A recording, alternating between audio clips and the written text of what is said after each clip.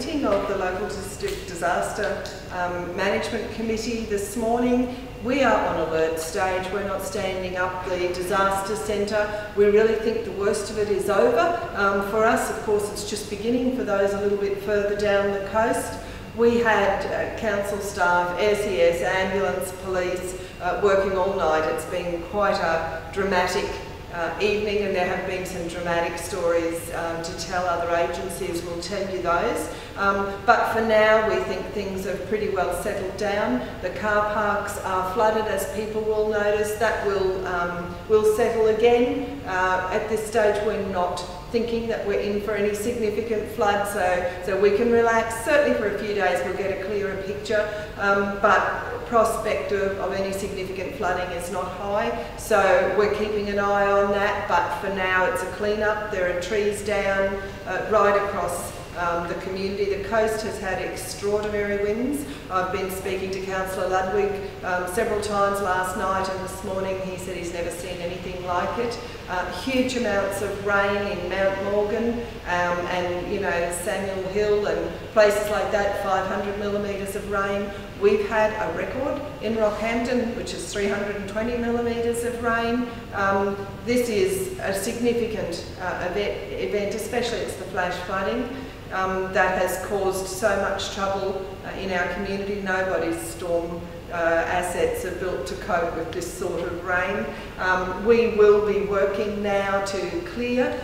We do ask people to be careful where roads are still covered, where there are power lines down. I was just up in Agnes Street and there are cranes lifting a significant tree off the power lines up there. So, and we have of course still a fairly large chunk of our north side community that are without water.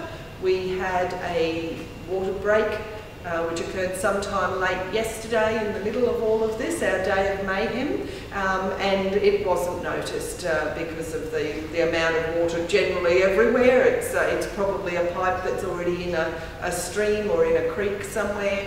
We haven't located it yet, but what it did do was drain our reservoirs. We have now got one back up to pressure, but we are unable to locate the break at this stage, and so it's pressurising the mains and isolating areas bit by bit until we track it down. So that's, you know, probably a bigger impact than anything at the moment that's ongoing. Ergon have advised us it's something like 10,000 people are still without power, so and SES are working very constantly. They have been going for 48 hours now. They are responding to life-threatening situations first, then it's tarps and repairs and lifting trees. So if you've logged a call, please be patient. They are dealing with everything they can, but they are prioritising their call-outs, as are most agencies at the moment. The good news is, though, that we think that this is headed away from us. That's not good news for anyone further down the coast, but, you know, we're into a mop-up and clean-up operation. There was some concern about sewage. All of our sewage treatment plants are still operating. When any significant flood is on, there is often an overflow. Thankfully, because of the very large amount of water everywhere else, that's diluted down quite a lot. So you think water will be back by Monday? Oh, look, once we find the break, we will be getting water back on, hopefully within a couple of hours. It must be a significant main that's caused the problem for the impact that it had, but, you know, until water subsides, that we can then identify, here's something abnormal happening. It's really hard for us. Normally we can find them fairly quickly, of course, but this time it's been about isolating section at a time and trying to narrow it down. But definitely, I can't imagine a circumstance where we wouldn't have water back on by Monday, but I suppose I shouldn't say too much.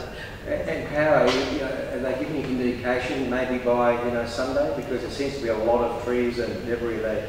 You really need to talk to Ergon. They didn't give any indication, but they're in there and they're lifting the poles and they're lifting trees and working flat out on it now. this is really a time when I think we need to respect if there are roads closed, if there are people directing you to not come around. You know, there are, I just went up to Agnes Street and there's a traffic controller there just, urging people just turn around, that we can't have you come down this way. We need to be clear to get our work done as quickly as possible. Did you want to say anything about the cancellation of the events over the weekend and how you... Yes. Yep. Australia Day events have just been cancelled everywhere. Ironically, we may well be in blue skies at the time, but the circumstances are just not going to be safe. The citizenship ceremony, which I had desperately hoped that we could hold on to, because there are 138 people who were to get their certificates, it's just become impossible. People may not be able to get in. I'm asking those who really needed to get their certificate for some reason. Sometimes people have overseas trips booked or whatever and need their visas. Then please contact my office. We've contacted most people because now with the cancellation, those certificates will have to be sent back and reissued because they come with a date. And that was why I was really holding on, hoping to be able to do that on the day and not cause any further delay for people who have often had a fairly long journey to get to the stage of getting that little piece of paper that means so much to them. So, Australia Day, please do enjoy Australia Day, everybody. Enjoy it with your family and friends, and we'll get together as a community and celebrate in another occasion as soon as we can.